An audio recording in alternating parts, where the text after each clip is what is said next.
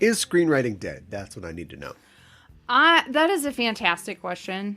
It kind of seems like a lot of creativity has just gone.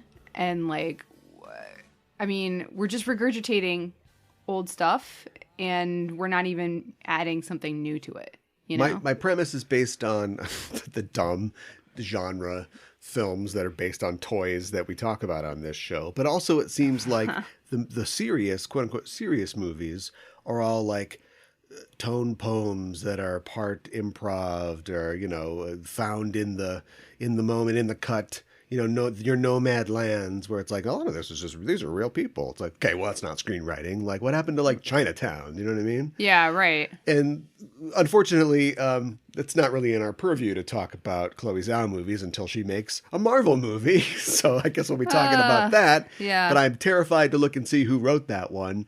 But in the genre space, I feel like screenwriting is basically dead at this point. Kind of feels like it. Yeah. You know, like we're not thinking of creative tales that we can tell with these characters, which is really disappointing. Well, I think that they think it's creative, but in the same way that, but it's derivative.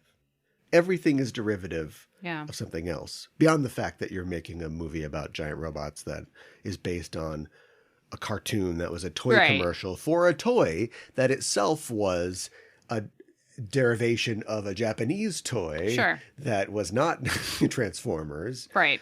And then you've got like the Hasbro writers room, which I don't know if they're going forward with that. When are we going to see that Visionaries movie? That's what I want to know. Yeah, right.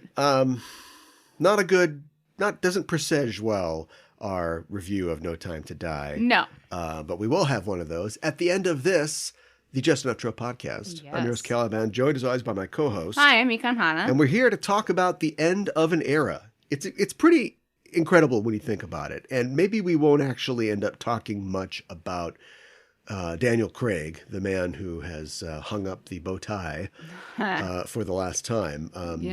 Because he hasn't everything to do with writing the script, unless it's Quantum of Solace. Which, I don't know, turned out kind of okay. I think it's in our film. personal opinions. Yeah. But it is pretty incredible that he is not only the longest serving Bond, although a lot of that has to do with competition, probably. You know, when you're thinking about, first of all, you got a star who costs a lot and he wants to do other stuff. Yes. And you're competing against Marvel films and Batman films and all these other things. You're not going to punch one out every 2 or 3 years or so. It's going to take longer. Yeah. And so it's just funny and it's ironic for all the crying and whining that he did about having to do it. Oh my God. It certainly has been the bigger part of his career. It has. Up to this point. Yeah. But yeah, he's done it for 15 years. This wouldn't have been true if the movie had come out in 2019 when it was supposed to, but he is now the only Bond who has been Bond in 3 different decades. That's crazy to think about. Yep. Huh. So he is, for a lot of people, James Bond. Yes. Full stop. Yeah, right. And I guess we will probably talk about how that works out as we talk about I mean, the last film in his pentalogy of films that he has definitely made his own, or the production crew around him and writers and directors have made their own. I definitely remember when the first film of his was about to come out and being excited. Oh, there's a new Bond, and like, what is this Bond going to be like? And oh, Bond is blonde now. Oh gosh, wow, such a difference from the other white men who have played James Bond. We're just refining it. Yeah, we're just like making it explicit now. He's blonde. Yeah, right, exactly. You want the whitest of the white. Yeah. And, you know, that's a conversation that will have to be had, you know, going forward. I think people like to throw names like Idris Elba around, or Jean Rene Page. Yeah. We'll see. Yeah. We'll see if we're ready for that. Do you think Idris Elba is now too old to take up the mantle of Bond? And I hate to say that because Daniel Craig. I don't think that Idris Elba is really that Daniel old. Craig wasn't 53 when he was filming Die Another Day, but he is now 53. Yeah. He's probably too old. Although, you know, if you're going to... What happened to trying things, right? Yeah. Like, when they were totally lost, and they proved it by the terrible film Die Another Day, which is more fun than people give it credit for, but it is not a good film. Yeah. And at that point, they were just drunk on their own power, or I guess up to that point, success. But they talked about that Jinx film, right? Having Halle Berry do her own kind of Bond spinoff. Right. This series has been around for like 50 years. Yeah. No spinoffs. It is kind of weird. If you don't count Never Say Never Again, and you shouldn't, right? Is that the Bond film that's not technically Bond? That's the Sony Bond film. Yeah, right. Or whoever owned it back then. So, yeah, like what if you just did, I know it seems like affirmative action, but like what if you just did like a Bond that was like Idris Elba, and he doesn't have to sign up to do this for the rest of his life. You just do one, and if it works out, maybe do another one. Yeah, I mean, I think that's part of it too. Like you sign up and you don't know how long you're going to be doing it. We'll definitely talk about that. We're just doing it now, but we're getting people in. We're hooking people in. At this point, especially with the events of this last film and all of the Craig films, this mythology is kind of shrink wrapped and packaged itself. Like it's hard to take this anywhere else. They had the most continuity in Bond films in this series. And so it's kind of like you are going to have to kind of go in a brand new direction when you bring this back. You know, it isn't just a reboot. Let's get the taste of Die Another Day out of our mouth. It's also just a, you know, we need to tell a different story. Like he can't just be, you know, crying about Vesper again. That's not going to work. Oh my God. Let's move on. Plus, we also need to put Purvis and Wade out to pasture and break their fingers so they can't type anymore. Yeah. But we'll talk about that when we get there. We're also going to talk about the news, of course. We got our work cut out for us. Anything to say before the plunge? Wow. For England, Mika. Yeah, for England. I don't know. Catchphrase. Well, no, he's got a ton of catchphrases, but they're very specific catchphrases. Maybe this is something. He says his name. Yeah. And then he asks for a drink. That pretty much defines the character. That is pretty much. He doesn't have any things that he says where he's like, you know. Oh, I'll put this in your crumpet. No, he kicks a guy off a ledge or something. Right. No, there's nothing very exclusively British that he really says all the time. I was thinking, and maybe we should discuss this later, but like Bond and Doctor Who, both British properties that have been going for a really long time and have been played by multiple different characters. Maybe Bond should just start not regeneration, but do something similar so it's like definitive this character isn't coming back, but this is quote unquote still the same character. I'm not saying make Bond an alien, but you're aware of the fan theory that James Bond is a Time Lord. No. Yes. Shut up. Yes. You did it. See? Amazing. Yes, my apprentice. Yes. You came to that on your own. I did. Because I know you don't go on the internet or watch YouTube. Let's talk about the news. Oh. You went on the internet, you know what soaking is. A lot of news to get to. Let's just talk fast so we don't have to do it later about the box office of No Time to Die, which of course was released the week before.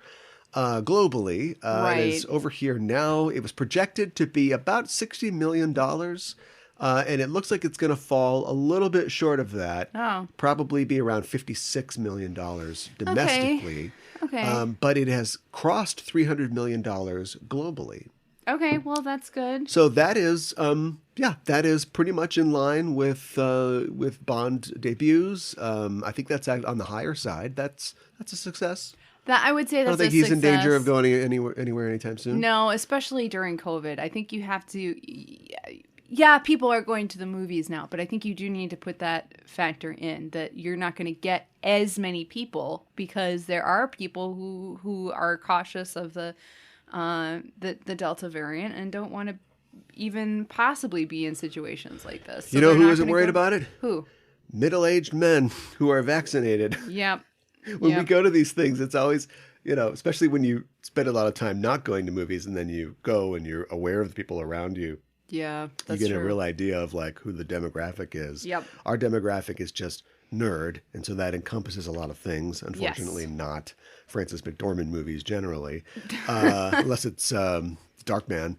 But yeah, like the time that we went to the Downton Abbey movie, and it's like, oh wow, we are just A lot of blue hairs. We are destroying the average age of this audience. Yeah. And then it's like, oh, going to Bond movies. Oh, middle-aged white guys and their bored wives go to Bond movies. Yep, Just a right. bunch of guys with salt and pepper hair and cargo shorts at this film. Yeah, exactly. Myself not included. Let's talk about what's going on TV. So did we touch on the House of Dragons teaser? Or that came out since the last show? I think that What'd you came think about out House of Dragons? since the last show. Or did we talk about it last time? Well, let's just touch on it real fast. Okay. I might be saying the same thing, but I forgot that Matt Smith was in it. And that's the only thing I'm really excited about because I like Matt Smith. I think he's, even though he doesn't, let me put it this way, he doesn't always choose the best things to be in. So that makes me a little worried. Makes me worried too. But I think he's a great actor. So I'm still going to watch this, even though I have to say Game of Thrones towards the end, the last season or two was just a freaking mess. So I'm not overly excited about it. And I have to say also, I think that the name is stupid. I just, House of Dragons, this is the best we could come up with. Like, I think if you called it, like, House of Targaryen or something... But people have to learn how to spell Targaryen, then. I know. But the thing is, the vast majority of people you're going to attract with this are Game of Thrones fans, and they're going to know what Targaryen is. But you don't just want Game of Thrones fans. You want everybody. I know. That was why Game of Thrones succeeded. Because everybody can get behind dragons and tits. I know. But come up with something better than House of Dragons. It sounds like something like HBO. Matt Smith is in this one. Yeah. I mean, it Sundays. sounds like something like a high school kid would be super excited about that they came up with. Some Houses of Dragons. Yeah, like House for of a Dragons D&D sounds like campaign. an alternate universe reality show on VH1. Yeah. And it's like, I said don't eat my peanut butter, but the blue dragon ate my peanut butter. And we have a little dragon argy bargy. Oh my god. Which is short for argument, bargument. What did you think about the teaser? You gotta go a long way to get, I mean, obviously you have to watch it, but yeah. You gotta go a long way to get me back into Game of Thrones at this point. Right. And I don't think they really showed us enough. First of all, they didn't. Plus, it's a world where, how old is the wall? Like 8,000 years or something? Like that. They've had the same level of technology for thousands of years. Yeah. So how do you make it feel like it's 200 years before? Good point. You know? Yeah. I don't know. Miniseries, maybe. I was kind of excited about the First Men series or miniseries. Which is the one they got rid of, right? Yeah, they're not doing that one. Right. Also, it's freaking called House of Dragons. It is freaking called House of Dragons. And they don't show us any dragons. They show us, the crest of the Targaryens or the symbol of the Targaryens, but that's it. Show me a dragon. Get me excited. Leave us wanting more. Yes. Leave us wanting all of it. Yeah. Let's talk about more TV stuff. I just want to mention real fast that Saturday Night Live premiered last weekend with Owen Wilson as host. Oh. It was the lowest ratings ever for the show. So can we just put some bullets in this? Some funny bullets in this? Seriously, Let's just have John Belushi cut it in half with a samurai sword. And goodbye. I have felt that way for a long time now. Like, I do remember, I probably watched Saturday Night Live when I watched it when I was a kid, and I probably watched it when I was too young to really watch it. But, I did watch it when Will Ferrell and like Sherry O'Terry and Maya Rudolph and all of them were on, and that I think was pretty good. And of course, the original SNL and I'm older was really than you, good. and I liked the Adam Sandler, Kevin Nealon days. Adam Sandler, Rob Kevin Schneider, Nealon, Kevin Nealon, that was great. But I think when you go past Will Ferrell, it just declined so much. Here's because he's great. Not just him, but here's an even era. bolder take. It should have just been a George Carlin comedy special, and that's it. Wow, that's one episode. That's a hotter take for sure. Here's some hot takes. I know you haven't seen it. The HBO Peacemaker clips that we've seen of John Cena as the Peacemaker in his own HBO Max series. What? But no, I haven't seen it. Having just heard about it, I guess, for the first time, what are your thoughts? What? Why? That's my first thought. I'm sorry. Yeah. So he's gonna have his own show as the Peacemaker? Yes. Couple of things.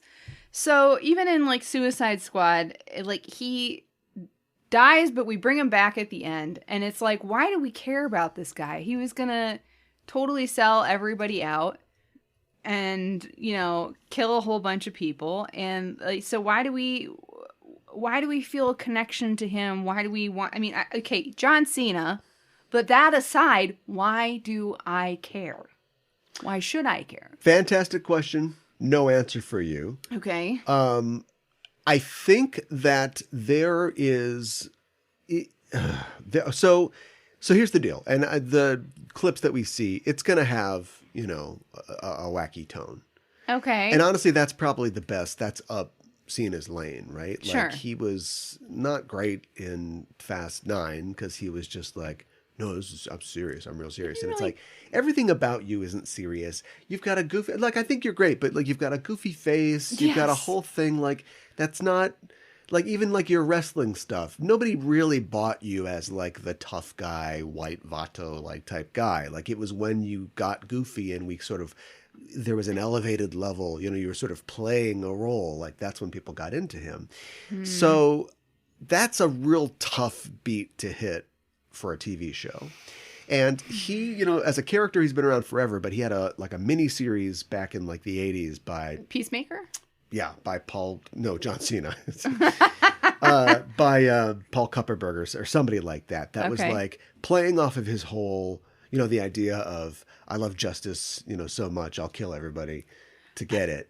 And, And like, and it was only four issues, you know, it was like him in a sort of like a John Ostrander, Steranko spy type, you know, a globe-trotting spy type thing. But like, we're following this guy who is kind of insane, but is really good at what he does. And I don't think that that's what the show is going to be. Okay. And I don't know how they're going to nail what they're trying to do. Well, I'm sure we'll at least tune but in. I think for the people first will probably episode, tune in to see John Cena be goofy, and you know, there might be something there. That's fine, and I hope that it's good. But I don't know why I should be excited about it. I'm sure we'll see it, and maybe, you know, change my mind, HBO. Change my mind, John Cena. On a lot of stuff. Yeah, that's two change my minds in a row for HBO. I'm just the meme guy sitting at the table with a change my mind HBO. Yeah. Sitting at a table. Yeah. Telling you to change my mind. Yeah. Right. Should we talk about the Expanse season 6? Let's. Did you see the trailer? Shit, no. All right. Well, it's just what you expect. Okay. It's everything that they've set up, you know, previously. Okay. I wish I'd seen the trailer. It's 6 episodes. What? It's only 6 episodes. I feel like I'm being ripped off. It's only 6 episodes. Make it 8. It's not cheap to send a man into space, so it's only 6 episodes. And screw you, Bezos, again. And he's and people, we don't know the lengths yet. Some people are theorizing that they will all top an hour. It'll be like 6 mini movies. Okay. That would be best case scenario. We don't know if that's what's going to happen or not. Is this the last season? Yeah. Is it? Now I feel like doubly ripped off.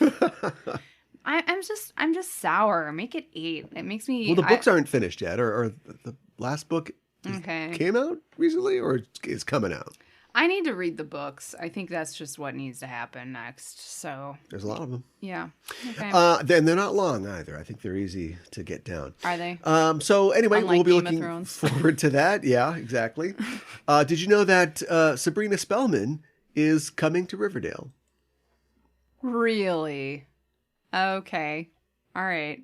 What's the actress's name? Why can't I? Kiernan Sherpa. Kiernan Sherpa. So she's going to be on Riverdale. Yes. Well, they canceled Sabrina for some freaking reason, and they didn't cancel Riverdale, although I feel like Sabrina, maybe it's just because I like the show, but I feel like Sabrina was more popular than Riverdale, but for some reason they decided to keep Riverdale keep going.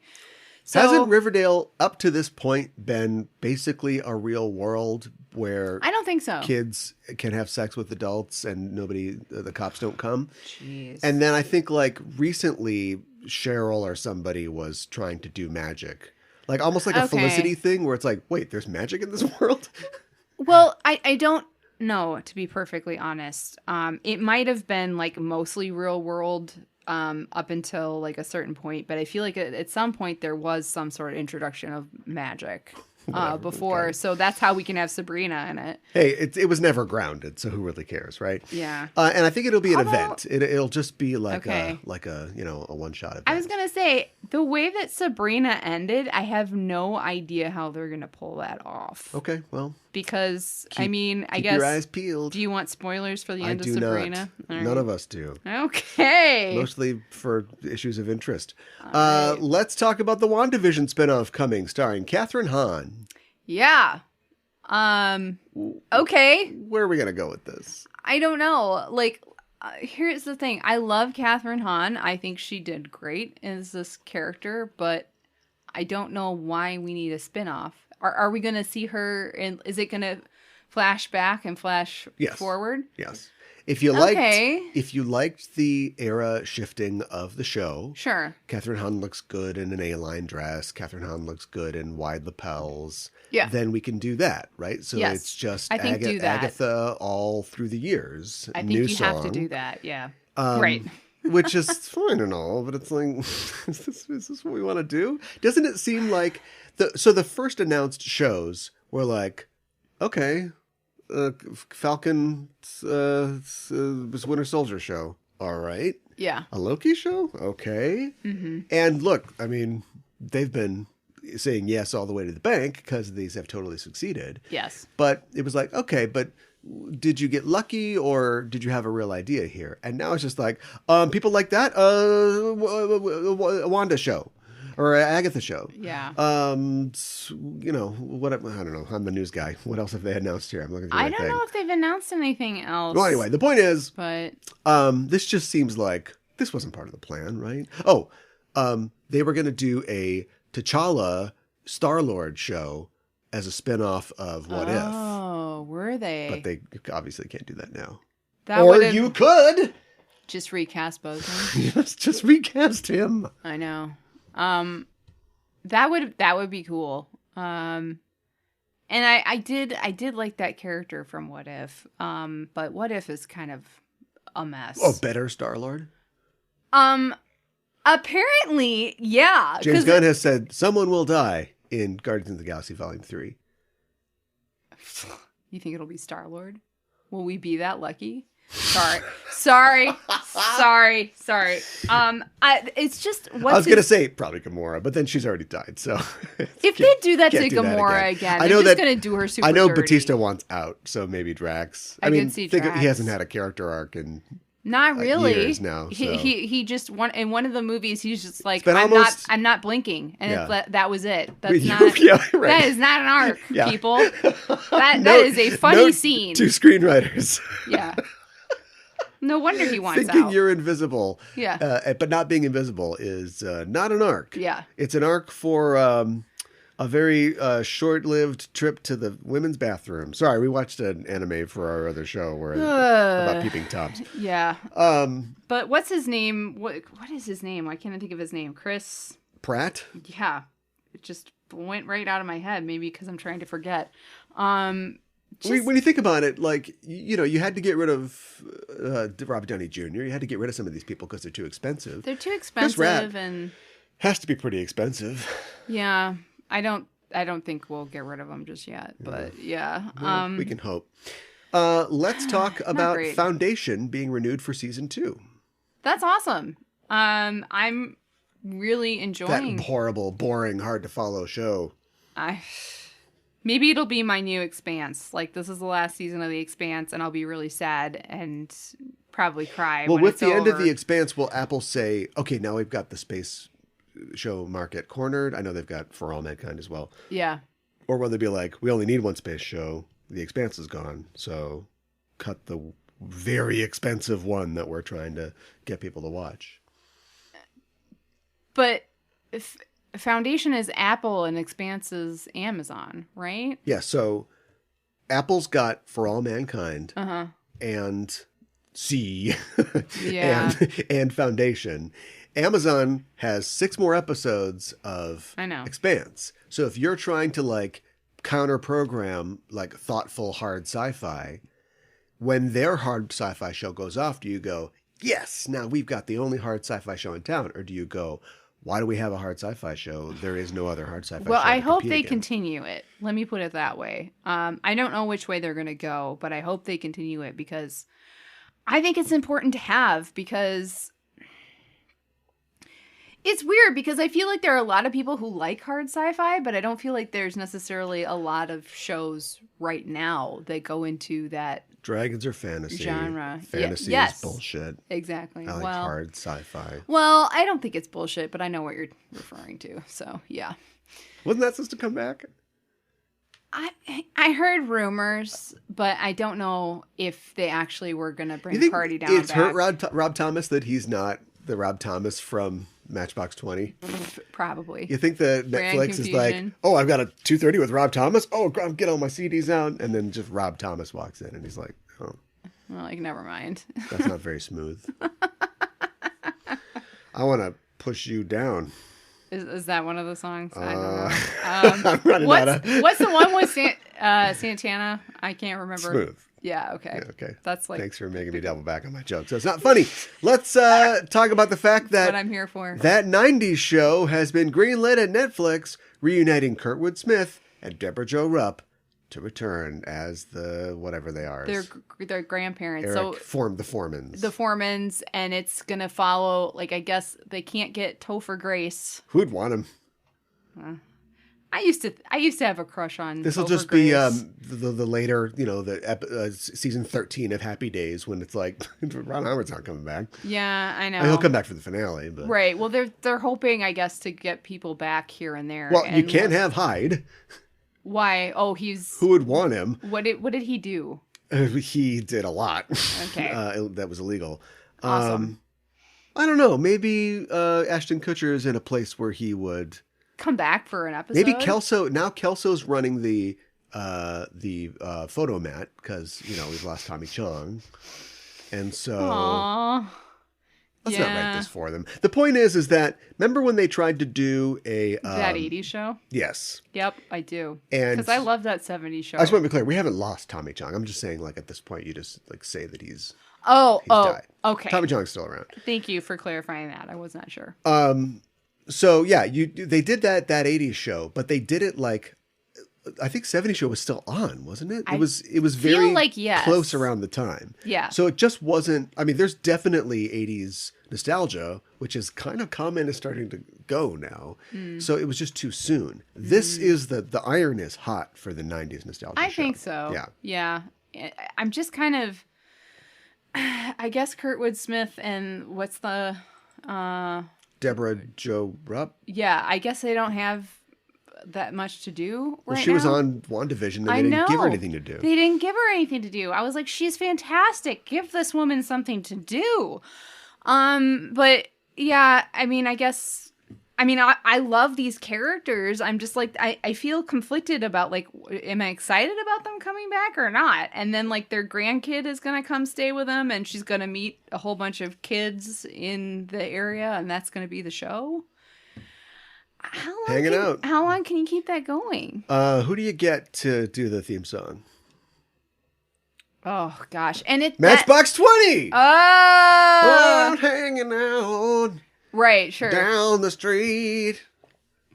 Well, isn't that it was like a cover of something or I don't even know. Cheap Trick wrote it. Yes. But they wrote it in the style of it's a new song for the show, right? I'm sitting here like I'm an wow. expert. I hated that 70s show. I never Did watched that you? 70s show. I mean, I watched it because at that time, TV was a prison where you just had to sit in front of it and watch whatever was on. I thought it was funny, but now that I'm more critical of media, I wonder if I would enjoy it as much. Now that I know what's good and bad, maybe it's bad. Well, I mean, I used to just watch stuff and be like, yeah, I liked it. Yeah, Never well, think about it again. We all did. Yeah. Let's get to the depressing news. Oh, Are you boy. ready for No. the depressing news? No, I'm not. There's a lot of it. Here it comes. So Dave Chappelle had a Netflix comedy special, as he does. He's signed up for like 20 of these things, called The Closer, where he basically, I'm not going to repeat it, but he basically just did some more bits about trans people and how they're not real people. Transphobia. Yeah. And basically, the showrunner of the Netflix show Dear White People just quit. Yes. Her job over this. She is a trans woman named Jacqueline Moore. Mm-hmm. So that was, you got TERFs in the house. TERFs in the house. We're going to leave the house. Well, yes. I agree. Because Dave Chappelle is very popular and because people are very short-sighted, which is why all bad things happen in history, a bunch of people tried to attack Jacqueline because she is a white woman. And why is she running Dear White People? Now, I would argue it's called Dear White People. think about what you're saying. But they think that that's some kind of like that's so whataboutism. That doesn't even address what of TERF and a homophobe. What is whataboutism? That's where you add something else to the conversation. Right. That's where Okay. I come home and you are boiling, my rabbit on the stove, right? And I'm like, "What are you doing?" And you go, "What am I doing? I had to clean this pot before I started using it. You never do the dishes." That's something that like maybe me doing the dishes is something an issue we need to address. Sure. But it does not obviate the need to talk about the very important issue that is going on right now. Yes. It's I how would all agree. conservatives deflect all criticism about whatever, because they either point out that you're doing the same thing that you're accusing us of or whatever. It's just a real 13-year-old in an argument kind of tactic. Okay, so I will admit, I read an article about this, and I will admit that one of my first thoughts was like, okay, why is a white person the showrunner for Dear White People? But that was secondary, way secondary, like below bottom of the list. This is terrible, and I think that a lot of what Jacqueline was saying is that and Jacqueline also prefaced that she is a fan of Dave Chappelle or was. Not to mention the fact that she didn't create Dear White People. No, she didn't either create the movie it. or the show. No, that was she- Justin's. Can't remember. It's from Texas. It was a black guy. Sure, but she got the job and we're running it, but was a fan of Dave Chappelle, but watched this and was just we're all fans of Dave Chappelle. Yeah, but these jokes did not sit well because this is the kind Why of did they sit well? Maybe that's Stan sit well. Anyways, this is the type of crap that people say that just perpetuates the issue that trans people aren't real people, that trans women aren't real women.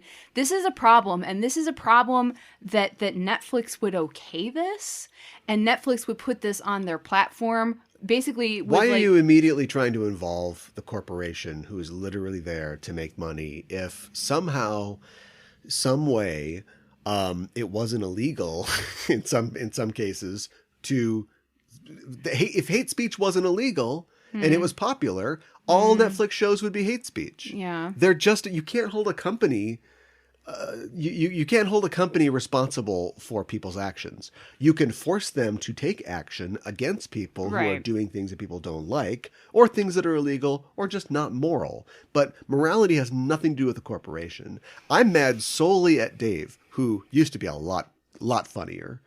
And second of all, his show, Chappelle's Show, the reason that we know who Dave Chappelle is and he isn't just doing oodles of noodles jokes in like Martin Lawrence movies. Yeah. It's because of Neil Brennan, the white Adam's apple bespectacled guy who's the co-creator and head writer of every season of his show. Okay. So like that's whataboutism. Yeah, right. What you talking about? What? I don't know.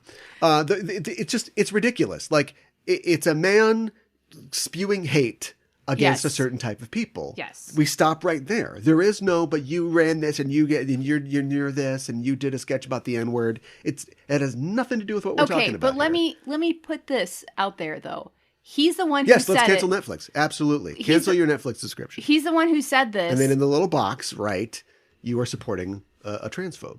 But they're perpetuating hate by putting this out there. They're just fulfilling their contractual obligation to put this special out. They don't put it out. He sues them. They can't say... They are just a platform. First of all, they're just a platform. Yeah. Second, because they have like, Dinesh D'Souza's films, right? They have like all kinds of propaganda films on their thing. Yeah. But also they're just a corporation who paid a guy to do this. So I'm sure they don't care if their customers are filled with hate or not. They just want the $14.99 a month, which is why I would totally suggest that if you don't like this, stop giving them your $14.99 a month. Yeah. Where are you going to watch Seinfeld now? Oh, I don't know. Who cares? It's upsetting. Like, who do you so you're saying just hold Dave Chappelle accountable? Like, you're saying no. I just said cancel your Netflix subscription. Okay, all right. I'll do mine live on air. You don't have to do that. Oh, yeah, it'd be kind of a boring bit from an audio perspective. Yeah. Well. Anyways, I just wish that the reason that you might never reach podcaster greatness is because you can't think and talk at the same time. Or at least Thank you you so can't much for that. Talk and make it seem like you're thinking. I just talk and talk and talk, and I don't ever really think about what I'm saying. So that's probably why we've gotten in trouble before. But like, you really are a thoughtful, like, wise person, but you have to like think about it before you say something. And I'm just saying, just say what you're feeling. You don't have to think about it. I'm pissed. Yeah, me too. I'm freaking mad. And I'm mad at Dave Chappelle. And I'm mad at Netflix. And I think that Jacqueline is in the right to be like, you know what? I don't want to work for this company that is just like, we will fulfill this contract and put out whatever. Yes. Yeah. And I understand why she left. I don't know if this will make a big difference or not. And that's upsetting as well. Well, it'll make a difference if we hold Netflix accountable. Is there even a box to say why you're leaving? That's what I want to know. Oh, well, I'm positive there is. We can write letters the old-fashioned way. Yeah. First of all, look up what a letter is, and then second of all, I'll write it. When I subscribed to Netflix, I did not expect. It'll take a week to get there because of the way that they're destroying the post office. Yeah. Let's talk about something more fun than that, even though I promised these were all going to be bad. So I'll try to slip something. Let's put a I don't know yet in there. Okay. Have you heard that a Hulu movie is going to reboot The Hellraiser? No, I had not. Yes. Clive Barker will produce. Oh, no, I have heard that. Sorry. Yes. And actress Jamie Clayton will be playing the new Pinhead. I'm not entirely sure how I feel about that. It's not like Pinhead has to be male. Why? What? Why? What? Why does Pinhead have to be male? I said it... He's not Mr. Pinhead. No. You misheard me. It's always been Potato Head. And then you put the Mr. in front of it. I said Pinhead does not have to be male, is what I said. I'm just not entirely sure how I feel about it. I have to see it before I can make a decision. That's how I feel. Yeah. Yeah. How do you feel? I feel like the same people who like Dave Chappelle won't like the fact that a trans woman is playing Pinhead. Oh, yeah, probably not. See, that's now. My trap springs. That's why I paired those stories Sunday. together. Oh my God. Yeah. Okay. Why? So we're rebooting it. We're not going to tell the same stories, right? We're going to tell different stories. What right? stories? I don't know. I think the Cenobites show up in like one short story by Clive Barker, and then of course we made three official movies. They're all official, but yeah. Yeah. I don't. Here's the thing. No offense to Doug Bradley, who has done other stuff, with his actual face and not with pins in it. Yeah, sure. But it's about a look. And it's It is about about a look, a you're modulated right. voice saying, "We have such sights to show you," or whatever. Well, you can do that with Jamie a woman Clayton's too. like a good actress. Like she's expressive and she's beautiful and she's. Why are we gonna like? Is Pinhead gonna have like a bigger role in this? Is Pinhead gonna do more than That's a just good question. show up and drag We have such Andrew sights Robinson to show you. to hell? Yeah, right. You know. Yeah. I think that I think that. Here, oh boy. So What? we had. Why do we always end up talking about like weird sex stuff? Doesn't have to be weird. Doesn't have to be weird. Oh, But man. like Hellraiser has been about like sex that's like I was gonna say, beyond the sex that you know. It's Pleasure kind of- and pain are one. But Clive Barker he's been out forever. He's been out for 50 Yeah, years or sure. whatever. But his stuff, at least the Hellraiser, has never been like gay cinema. Do you know what I mean? That's true. Or LGBTQ cinema. True. So are we signifying that in casting Jamie Clayton we are trying to make this Huh. LGBTQ cinema? See, I would be more excited if that was Because the case. LGBTQ viewers need somebody that they can really get behind, like Whoa. Pinhead. Yeah, Pinhead. Sex positivity. I gotta say, the fact that he's on board, or at least he's producing, and the fact that we have a totally new approach to the character, who is not the main character, but we've already talked about that. Yep. I am cautiously optimistic. Okay. Now, the fact that it's Hulu means it'll be totally toothless. Kind of bad, but we'll have to see. Yeah. Let's talk about toothless bad things. What'd you think about the trailer for Resident Evil: Welcome to Raccoon City? Oh God, I think it looks. I mean, I feel like I'm stealing what you said, but I agree with this. Okay, But at least you admit it. I think it looks really freaking cheap. And But- actually, but cheap is the aesthetic, though, right? but like, You've I'm gonna- seen Paul W.S. Anderson's Resident Evil. we actually were inspired to watch that because I'd never seen it before because of this trailer, and I have to say, I think that captured the tone. I feel like overall of Resident Evil better than If this you were trailer playing does. the Resident Evil games, you're like, I like these. Yes, But what if my wife was the main character and was I better than know. Chris Redfield and Jill Valentine? I know. It is that. It is also that. And she is like, she will just kick a dog and that'll She be will fine. kick a dog. A zombie dog, you know. Is it once it's dead? Is it still a dog? Yeah, probably not. No, I think it's just a monster. Yeah, she will kick a monster in the face, up a wall, you know, defying physics. And somehow get through the whole thing without a scratch from a zombie so she doesn't get infected. But so I mean, yeah, it's not perfect and it's not like, you know, fantastic, but I feel like it's better than this movie is going to be. I don't know. Here's my opinion about Resident Evil and what they're trying to do. The thing about Resident Evil is, it was a video game that tries to draw on horror tropes, Yes. the idea of a haunted house, but then putting a crazy Japanese spin on it, Yeah. monsters and bad dialogue. Yes. And clearly that was a formula that works, whether or not you stay true to it, because I just finished playing, the PS5's Resident Evil 8, Yep. a game that came out, 25 years after the first game. So Right. it's about longevity, right? All you have to do is do something that you can do forever, and it's just printing money. Yeah. This doesn't feel like something that's going to go forever, does it? I don't feel like I don't there's think that even the a sequel Paul in the W.S. cards. Anderson movie is great, but it kind of draws you in and is clearly telling you at the end, there'll be more of these. And you're like, all right, I'll see you in a couple years. Right. And we'll try it again. And I do This think just looks like, oh, hey, fans, we got the real costumes. It's a period piece. It's set in 1998 for some reason. Why? We're going to cram the first two games together into one movie because that's what you want. Mm-hmm. And it just doesn't feel like, can you imagine watching Welcome to Raccoon City 2? Like, No. it doesn't appeal to me in that way. I'm going to say something that I think we said about the Cowboy Bebop live action show. It seems Fart bucket.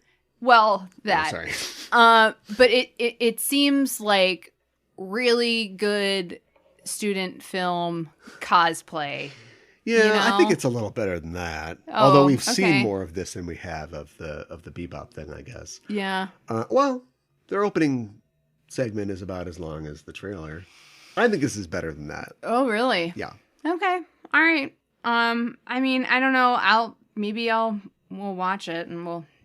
It's just everybody in it. Why not get a coup? You know, why not get Nicolas Cage to play William Birkin? You know, why not get? Oh my God, that'd be amazing. Or just find some charismatic actors to play the parts. They got a bunch of pretty people. They got Kaya Scoladerio, who is, you know, kind of a C.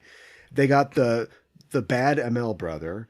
They got Hana Kamen or whatever, the girl that plays Ghost in the Ant-Man sequel, who's like, I don't care what color Jill Valentine is. No. Jill Valentine is like a dynamic person. Yes. And she's just kind of flat. They're all flat.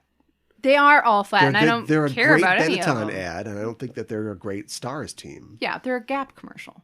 They're a 1990s. Is that what it is? Yeah. Well, you're probably right. It stars. Well, Gap. They're not an Colors Abercrombie ad. No. Gap was more diverse than Abercrombie. That's for sure. Yeah. Okay, maybe United. The original cast was an Abercrombie ad. I feel like there was something else I was going to say. I did think, going just back to the Paul Wes Anderson movie really quick, I did think that not the very beginning part, but towards the beginning, when it's Alice, right? That's her name. Yes. When she... That's her name. I mean, okay, she wakes up in the shower. Okay, whatever. But she wakes up and she has no idea what's going on, and she sees a note, and she like sees the dress. It starts like a video game. Yeah. And the games don't... nothing like that happens in the games. Right. So they have added their own little element that's this thing that sort of unravels as we go on. Yes, and I liked that. And she's lost her memory, so that's like a thing. And so I think that there were parts of it that were good. Yeah, it didn't borrow from the games a whole lot. But a review from Resident Evil. It didn't borrow from the games. It did. But there's liquors. There's liquors. There's the zombie dogs. All the zombies. And remember the computer? Remember the AI, the Red Queen from the games? No. Okay. Is there a Red Queen? No. Okay. I had to double check. Yeah. So, can't wait to review that. Yeah, I know. That's kind of how I feel. Well, you said it would be depressing, and you were not wrong. So. Well, yeah, homophobia is depressing. Not like, this Resident Evil movie is not going to be that. All great. right. Okay. It comes out just in time for Halloween on November 24th. Let's talk about one or two more stories here before we. I didn't realize Halloween had changed to the end of November. Get done. Yeah. Yeah, you can't... Look, I'm not saying do it. In fact, we're having a strike right now, or we're coming up to a strike because of this, but you can't just work everybody 80 hours a week until this thing is finished for Halloween. Why isn't it Halloween? Oh, yeah, did they want to dodge Dune and James Bond? And I guess October's pretty hot this year, but... It is pretty hot this year. Ironic that a vaccine ruined their plans, or a virus, I should say. Yeah, right. Great joke, idiot. All right, so let's talk about Letitia Wright. Okay. And how she has not learned her lesson. No, come on, Letitia. Is still spreading anti-vax sentiment, but hopefully not spreading viruses on the set of Black Panther 2.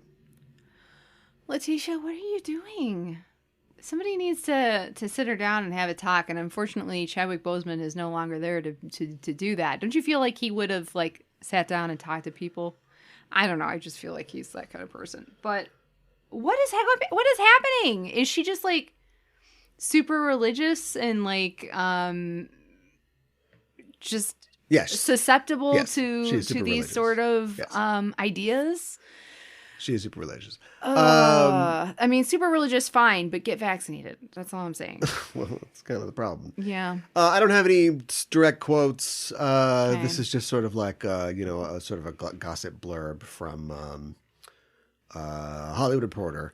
But talking about how they're working on Wakanda Forever right now in Atlanta, and because this production, the details were set before the unions and the studios worked out a COVID Okay. protocol.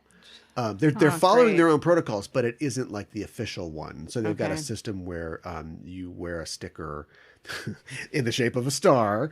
Yeah, right. A sticker for on vaxxed and unvaxxed people. So unvaxxed people can work. They just, have to have a certain division from the vaxxed people. It's just to keep track of like who's what. Yeah. And so I guess she's got the unvaxxed sticker because she does not vaccinated, and she has been talking about passing her anti-vaccination views around on set. Why, Letitia? Why do you think that spreading your anti-vaccination ideas is a good idea? Especially, I feel bad for her fellow actors because they're going to be around her without a mask. Did I ever tell you the story about? Oh, we go deep on this show. We go deep on every show. Yeah. So I went to a Christian university. Right. When I went to college. Yes. But I was also in the theater program. Yep. Now, for the normal person, for the lay person, as we would say, maybe you don't see a problem there. But there is a problem there. There's a problem.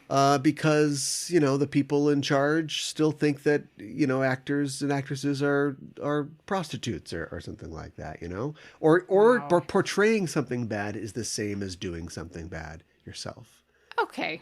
Yeah. So essentially, when I was there, and the program developed, I'd like to think I contributed to that. Sure. The program developed a lot while I was there. But when I got there, it was essentially the drama department. Like, get real good so you can be in your Easter cantata, like at your church. Like, it was for drama ministry, Really? Not really theater. That's it. Okay. I didn't But realize like all that. groups of actors, we all wanted to make it. And there were stories about people that we knew who did make it. Sure.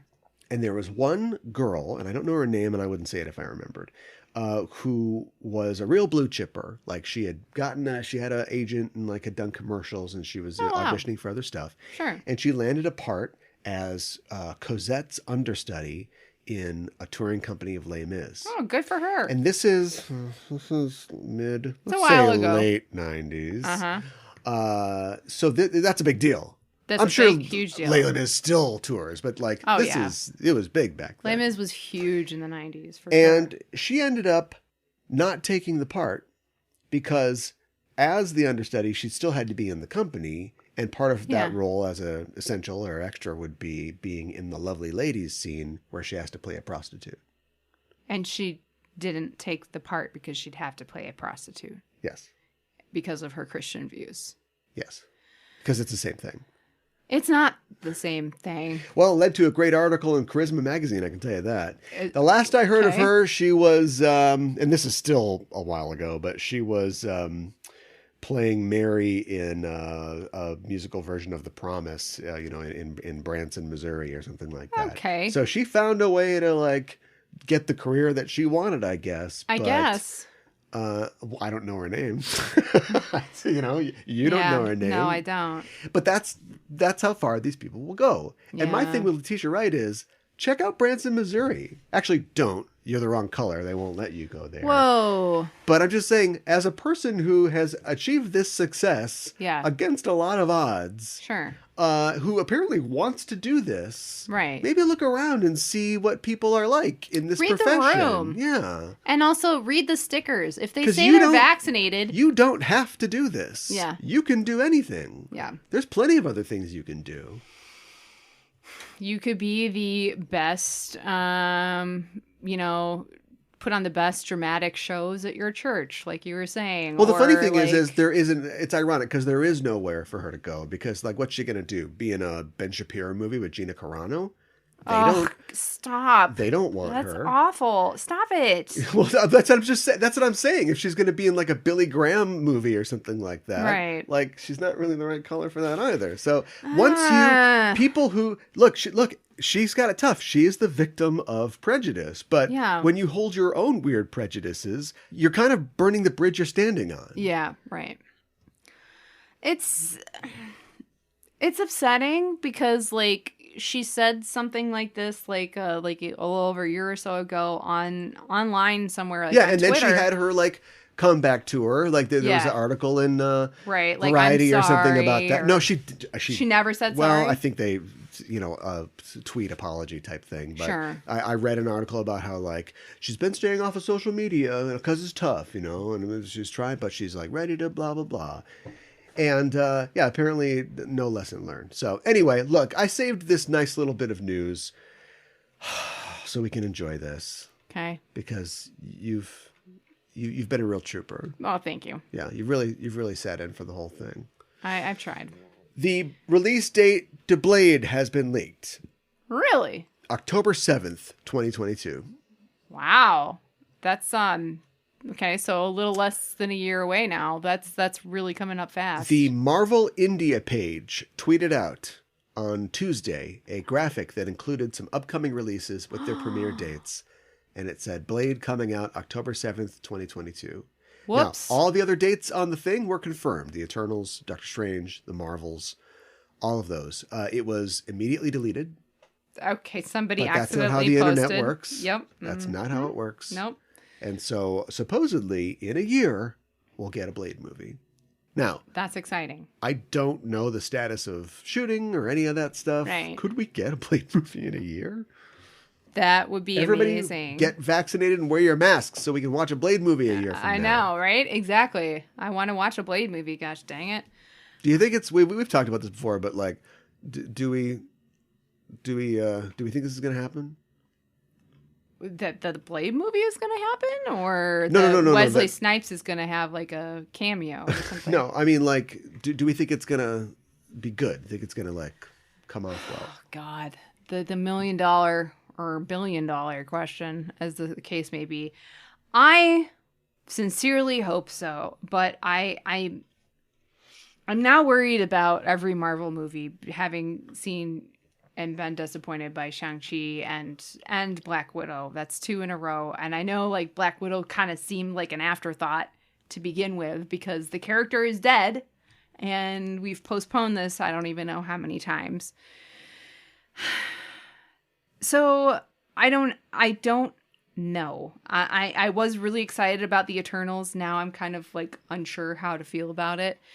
So I would really like an excellent Blade movie. I think especially the first one with Wesley Snipes was actually really enjoyable and pretty great. So, I mean, if they can pull off something that's different than that and original and... You can teach anybody to Kung Fu somewhat convincingly, right? Yeah. Plus, apparently, it's never them anyway. It's just a double. DGI. DGI is the new version of CGI. Oh. It's one letter better. Sure, Or yeah. one letter worse, depending on how you look at it. I was going to say one more letter advanced, but sure. They just replace their faces or whatever anyway. So the point, you don't think it's really Black Widow bouncing like a pinball off of all those steel girders, do you? Not really.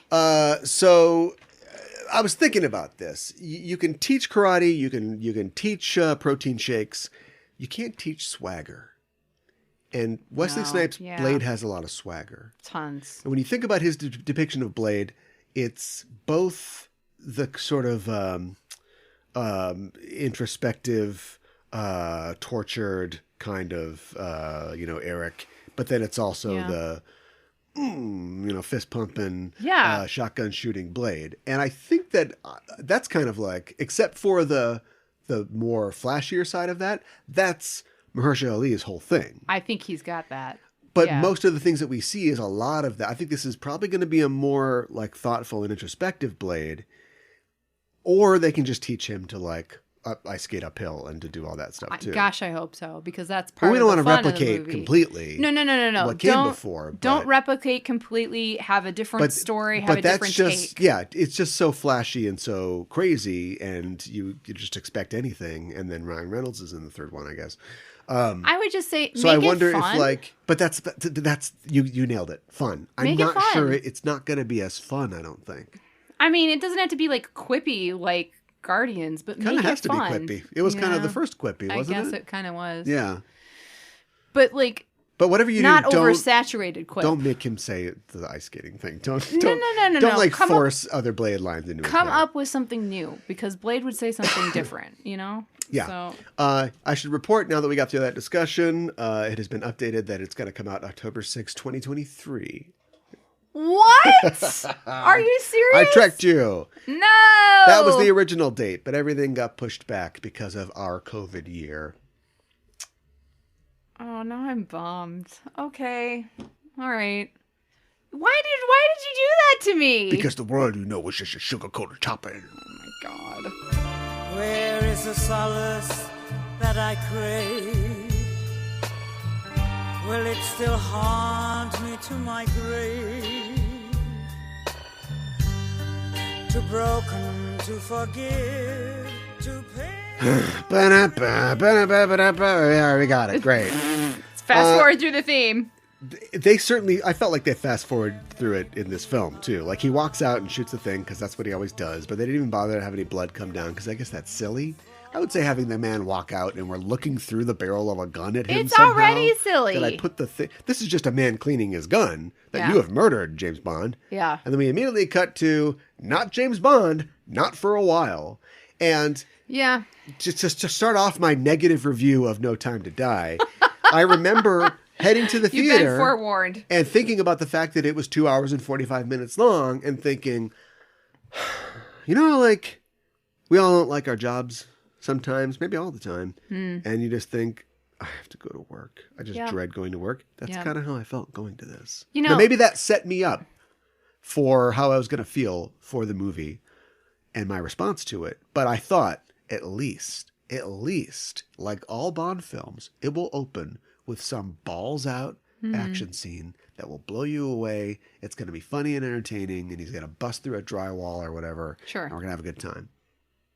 He couldn't even give me that. No. The first 15 minutes of that extended runtime were some other bullshit thing Yep. that did then finally lead up to what probably should have been the start of the film.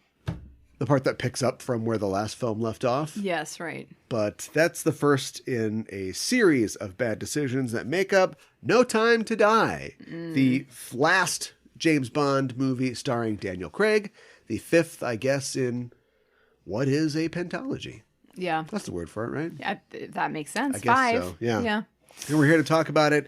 And, we're an hour into this show. Let's just say spoilers. We're just going to talk about the whole thing. We kind of have to talk about the entire series of films, what it means for the franchise going forward, and how we got to this point. So, my short review, I mean, if you're a James Bond fan, you're going to see it, right? Yeah, of We've course. all been through kind of mediocre James Bond movies before. I would give this... Where does this rank? Yesterday, I would have given this a 3 out of 10. Today, I'd give it a 4.5 out of 10. Oh, really? Went up. Okay. I'm feeling a little better today.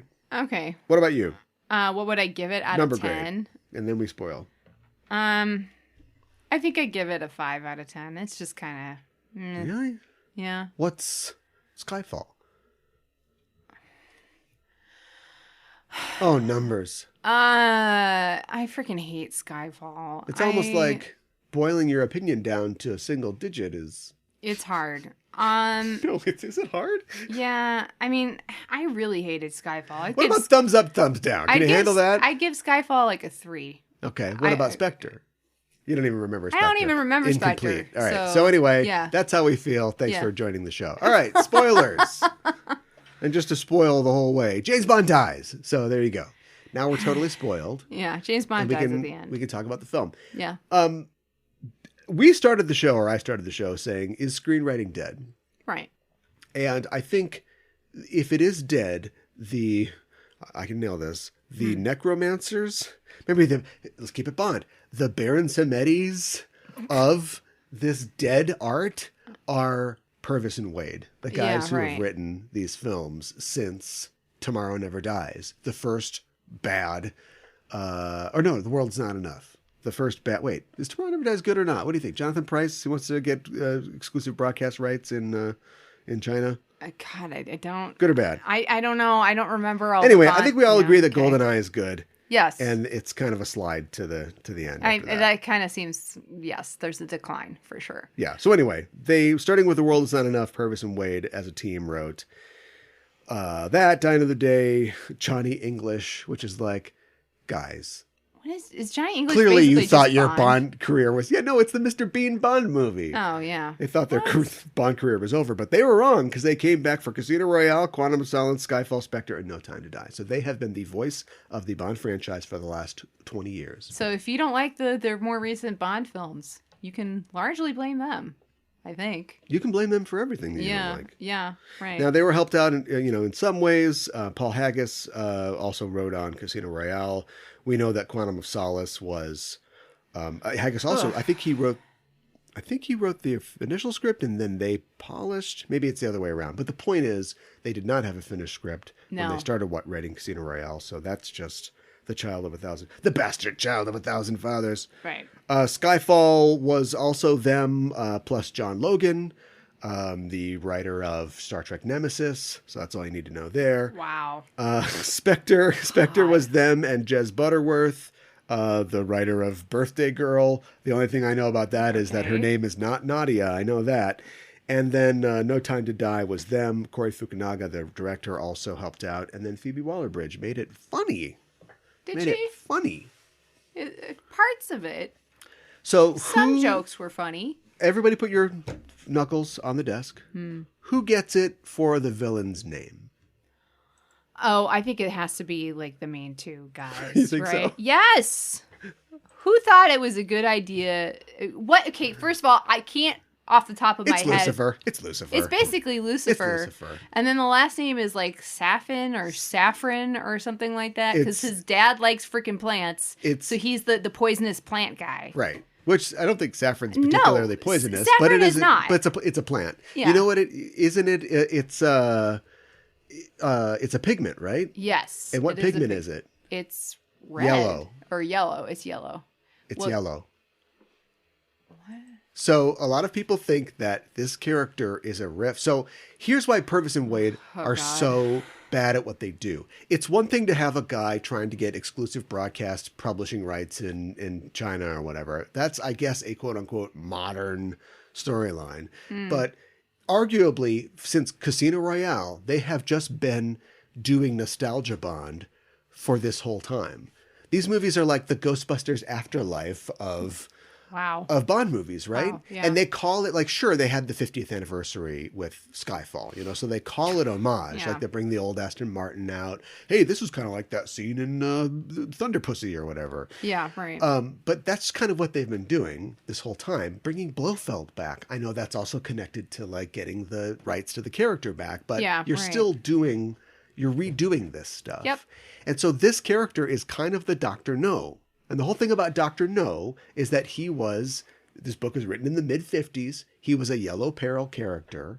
Probably, I guess they were still kind of doing it with the Mandarin in the 60s, right? But it's it's too late to do a Yellow Peril character in the 50s. It's in poor taste. But anyway, so Dr. No was the child of like a Chinese woman and a Jesuit missionary, So he was half Chinese. And he, wore a Nehru suit and he ran his underwater base or whatever. Sure. And so a lot of people think that even though this guy is supposed to be from like Russia, the Mongolia area or whatever, he's got a lot of like Japanese stuff, the garden, the masks and everything. Right. And he's not white, but it's kind of... It's not Japanese. Yellow face, isn't it? And so should we name our guy... Saffron? I think we should. These guys got to go. They've been doing this too long. Yeah. And that is like, you can hear the crinkling of the tinfoil. That is 100% me. Right. I'm not putting anything on them that has been said or anything like that. But to me, it's just like, why would you have this character who, and why say this word now, but who is basically appropriative? He could have been anything. But instead, he's like, I'm Japanese. You are not Japanese. You are not at all Japanese. And before you tell me, but the island is, a disputed island between Russia and Japan or whatever. Okay, but this isn't like hearkening back to like the Russo-Japanese War or anything like that. No, it's not. just set dressing, and you can dress it however you want. Right. And you just did this. Yeah, so I know Corey Fukunaga is part Japanese, and so if he's putting his influence, or that's the things that he wants to see in it, fine, but just be aware of the the Connotation. cultural tenderness Yeah. of a lot of elements of this franchise. Well, I think, maybe they went a little too far with that because they have him basically wearing like a kimono or kimono-inspired clothes when he's at his hideout. And then why is his name Saffron or indicative of saffron? Like, why? So, yeah, there were some things that were done in poor taste, I would say. I'm not saying they're poor taste. You said that. I'm saying that I can draw the lines to them being possibly insensitive. Well, that's what I meant. But this whole thing is so goofy. This whole world is so dumb anyway. And one of the problems is that at least these two writers are not creative enough or don't care enough to try to mine any storylines out of current topics. So everything is off limits. Nobody can really be the bad guy. And the last time we really dug in to something that was like regional or racial, James Bond helped the Mujahideen, like he helped Osama bin Laden fight the Russians. Right. So you'll notice that everything now is about like nanobots or it's about a laser.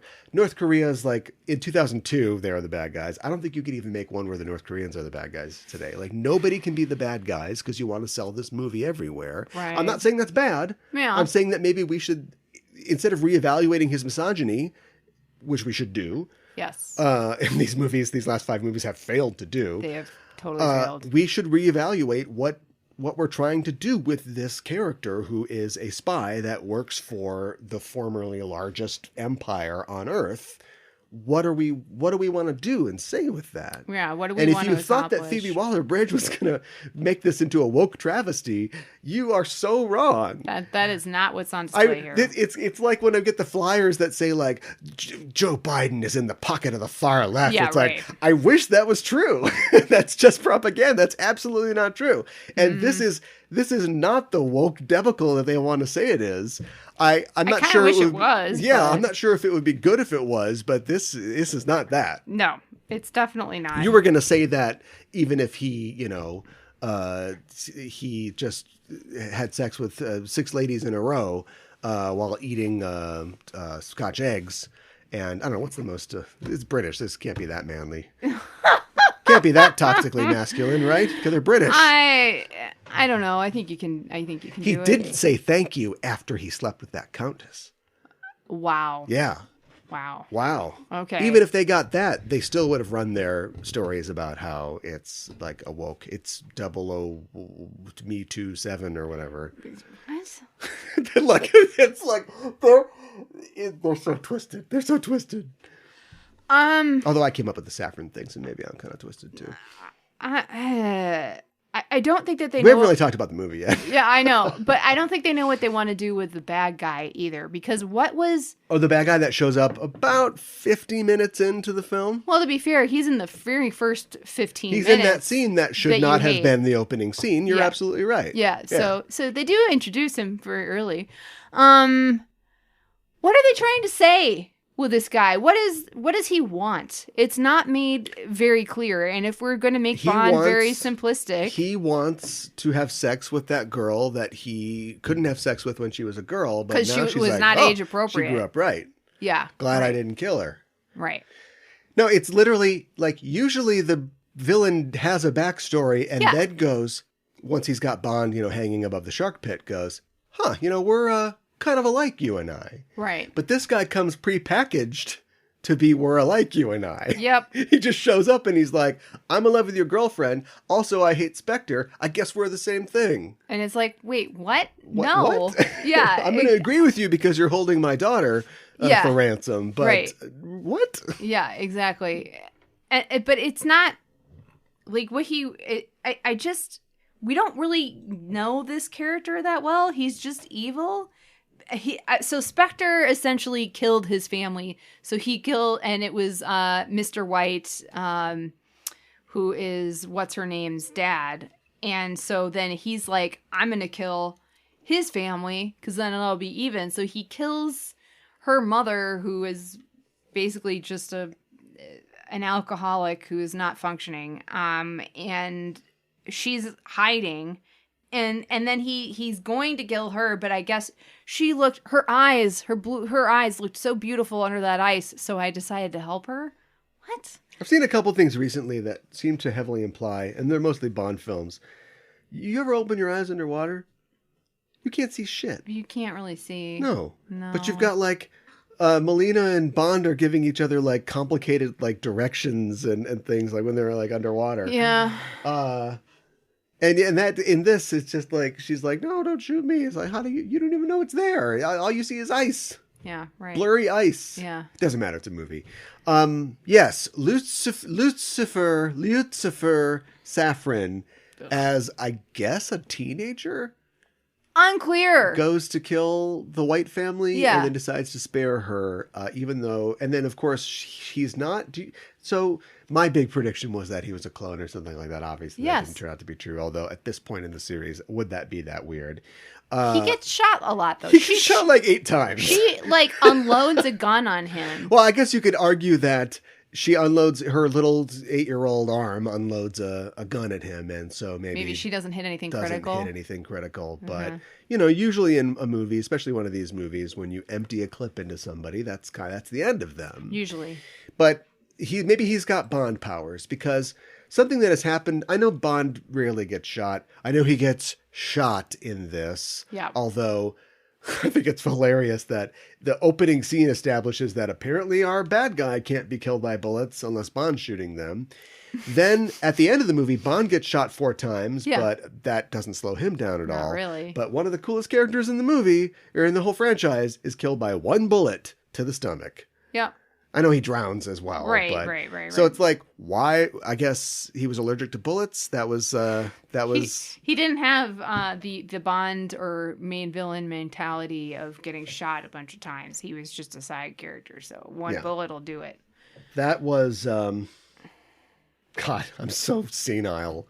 What? A character I've been reading about my entire life. Felix Leiter's greatest weakness. Yeah. Bullets. Yeah. I can't have them enter my body, my doctor says at any time.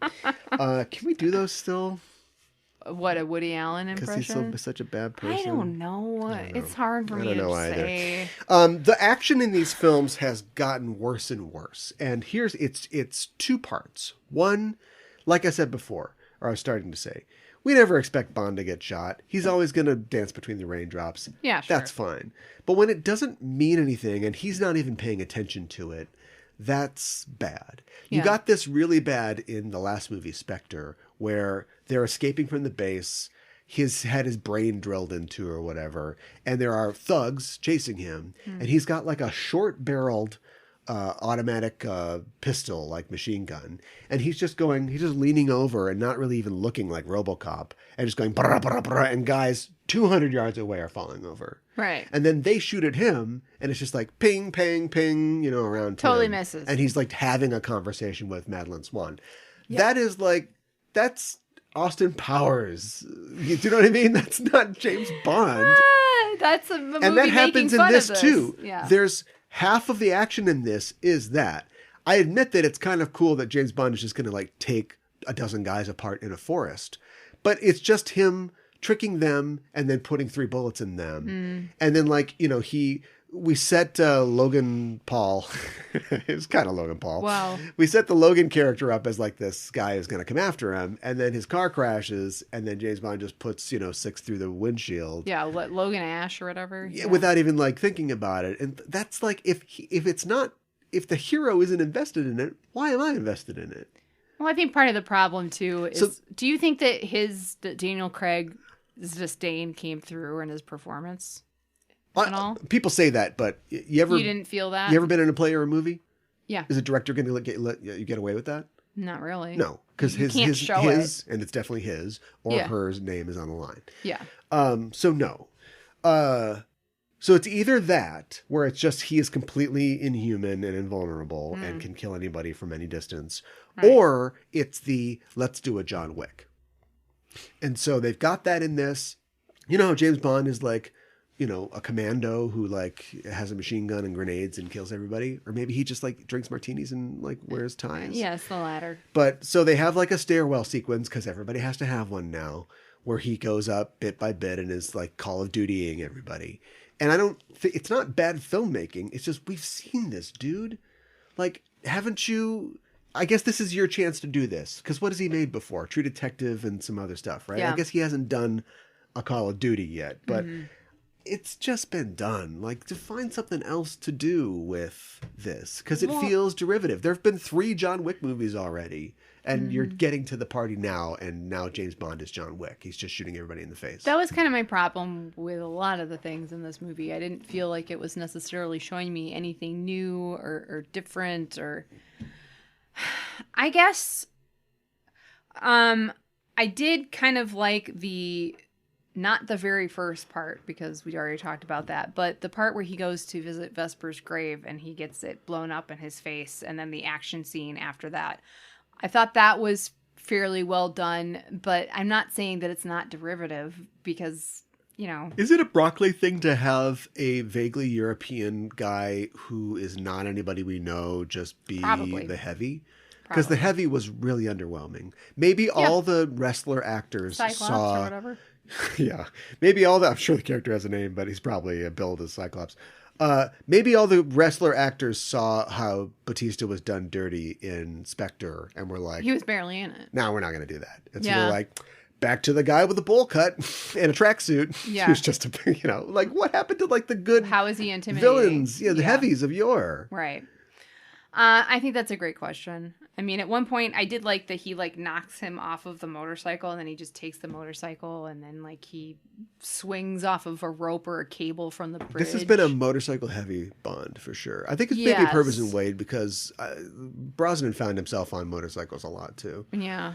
Yeah.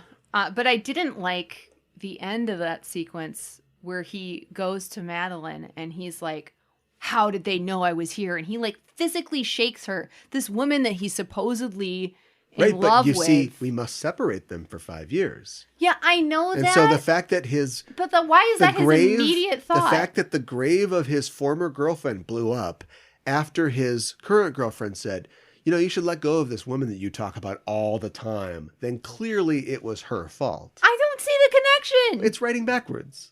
We need to have a kid in this thing. We have to Superman Returns this. I know. The first of many genre films I'm going to call out this thing for copying. And so to do that, we've got 5 years have to go by, which means we've got to separate them for 5 years. I guess Blofeld has just been chilling in prison, or I guess running Spectre. We never resolve how he was able to communicate to the outside. I guess it's not super important, but since with Cyclops' eyeball, but how does he have any device? Yeah, but I know, does he have a Nokia phone in that cell? Right. Does he somehow, as he's handcuffed to his chair, like we know that there's no Spectre or operatives to help him out in the prison, because they all died in every single member of Spectre came to this one party. Yep. They went, let's make sure we get everybody together in one building. That's poorly guarded. And then you always want your multinational organization to do that. And then we're gonna code a virus that is just coded to their DNA. What if it was just Spectre? Family? Why does it have to be a brand new guy?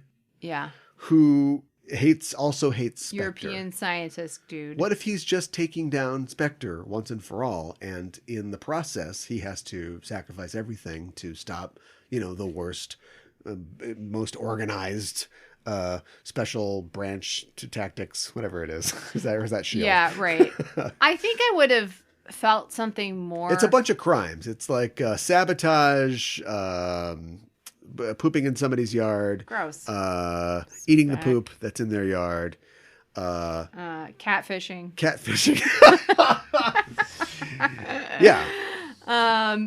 I think I would have felt something more when they all died if we had known any of those characters that they showed us in that scene. Like, if they had introduced any of these Spectre operatives earlier in the film, or if they had been in Spectre, then maybe I would have felt something. But I was just told, oh, everybody from Spectre is here. Okay. Spectre's evil. Why do I care that these people are dead? Except, then it kills their family members, and whoops, this is a really huge thing. Yeah, nanobots, the hottest plot twist of 1992. I feel like I feel like I haven't heard the word nanobot in really? 15 years at least. I feel like we've seen it in something else, but I can't put my finger on. Oh, and you've seen it in a ton of stuff because Yeah. it's completely unoriginal. Oh, and also, yeah. in a movie that's, you know, not exactly sci-fi. I mean, I know that they've got magnets and all kinds of crazy things, but like Right. generally, like it's They stay away from that sort of thing. some kind of believable. Well, and then like you can't get rid of them. They make that no. explicit. You absolutely can't get rid of them. You have know them why? for life. Because James Bond has to Because die at the end of this. plot points. Yes. Yeah, He because has to the die looking script at says missiles so. or an explosion and thinking, I've satisfied, I've done my duty. Right. Like Rogue One. Another movie I absolutely hate. Let's just go through the whole thing. Okay. So they give him a kid 5 years, Superman returns. Mm-hmm. They blow him up at the end, and even though there are just men, get on a speeder, there's a spaceship, run the other way. It's an underground base. Go underground. There are so many ways for you to live through the end of Rogue One, but you just have to die. You know why? Because you're not in the other movies. Right. Didn't you think that the virus, or in this case nanobot, that is tailored specifically to someone's genetic code, I'm sure that's been in other stuff, but not before it was in TNG. Oh, really? Remember the episode where there's the genetic assassin that Riker falls in love with, but she's been programmed to kill the member of this other race that has been at war for 100 years? Yeah, I do remember that. Yeah. Here's something else. Same plot line. Metal Gear Solid. Foxdie is a virus that's given to our hero, who is based a lot on James Bond, Solid Snake. And when he comes in contact with people, you know, who are the virus is programmed to attack certain genomes. Okay. This is nothing new. These ideas are nothing new. I know, which At is least disappointing. Having a clown suit and being in a hot air balloon is something new. Yeah. A car submarine, that's kind of something new. Right. This is just a remix of everything that has already come and things that you guys have already done over the last 20 years. Well, and then it's not fun or goofy at all. It's like the most serious James Bond has ever been. Yeah, and serious just James dark. Bond. We don't. Yeah, I mean, Why do we need that? Who cares? I think part of what makes James Bond fun is how goofy and ridiculous some things are. Like make like the the gadgets name goofy. Lucifer. It's not goofy. Lyutsiffer. That's just Lucifer with extra steps. Yeah, it's just stupid. I'm sorry, it's stupid. Well, stupid. We've talked about being critical. We've talked about critique. And stupid is not. It's not critical. It's very critical. It's just not nuanced. It seems like they tried so hard to just fancy up Lucifer. What's the edge here? Let me help you out. This is because you will know exactly what I'm talking about. Okay. This is why we are good broadcasting partners, because you will go, you nailed it. What's the adjective that means jerking off? The adjective that means jerking off? You apply, so stupid is an adjective. Yeah. Hot, cold are adjectives. Yeah. What's the process, the thing that is, we're just jerking off here, is there an adjective that just means jerking off? That's jerking off. What about faffing about? Right, that's a verb, you know, and then a preposition. Okay. But if there was an adjective that meant yes. You guys are just jerking off. Yeah, that's it. Yeah, see? That's it exactly. You would what's going on. Not recommend this? I mean, we can talk about Aston Martins. I think we're done, right? I mean, there's nothing else to really talk about. Yeah, I mean, like Madeline Swan puts her hand on her stomach when she puts her on the train, and I was like, freaking crap, she's pregnant. Yeah. I just knew it. Well, I knew it then. The 5 years later is what told me she was pregnant. Okay, but it's just like when a film telegraphs so much, it's just, why am I here? Why am I here for almost 3 hours with following this story that doesn't it even have a theme? Like, what is this movie about besides James Bond has a family, and we've never seen that before. It's about family. It's about family. Hasn't everything been about family lately? I would argue these haven't been about anything for a while. Okay. Like I use the example of, last week we watched, just for fun, For Your Eyes Only. Yes. Which is about revenge.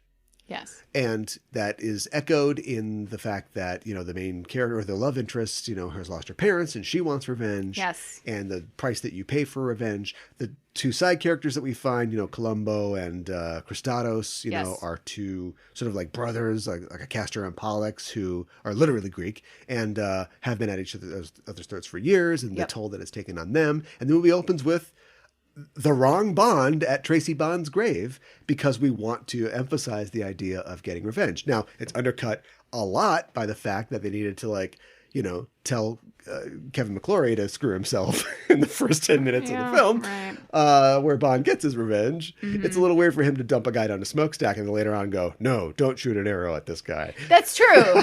That's a good point. I'm not saying that it works, your but theme. I'm saying it's about something. Yeah, These right. movies have not been about anything other than see another James Bond movie for a long time. Well, I think that maybe when this comes back, it should be about something. Yeah, you know? and I was thinking of this too. I can't believe I'm saying this for a series that maybe should just go away.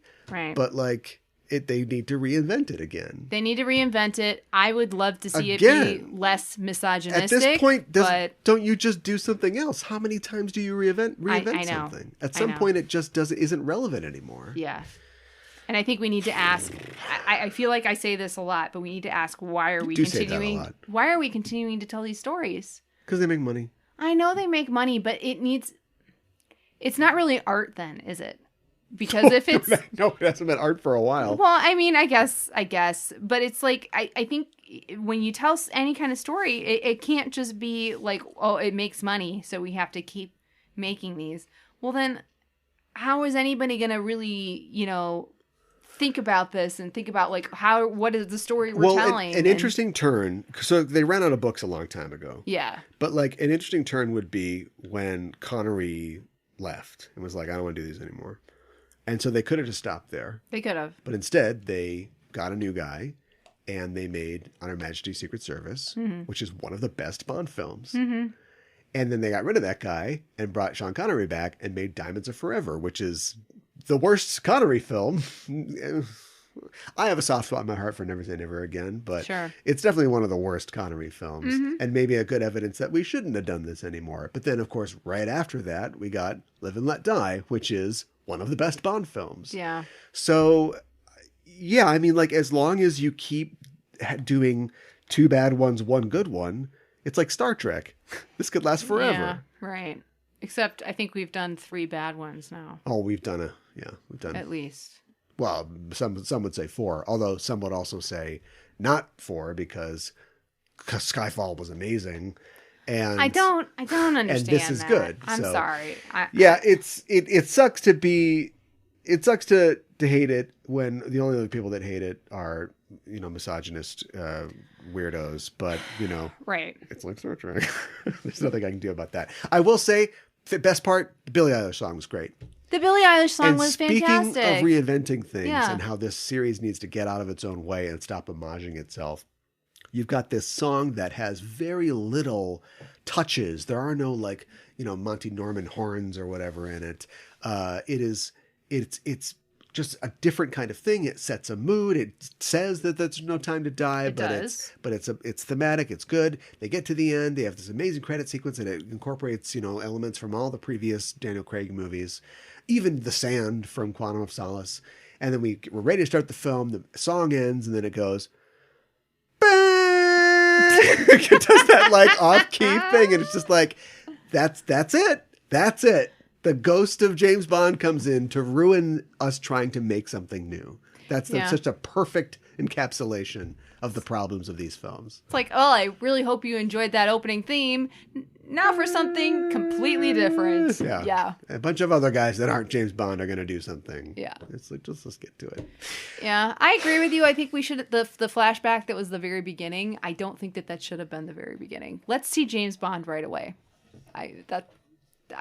In a James Bond movie? Yes. Daring.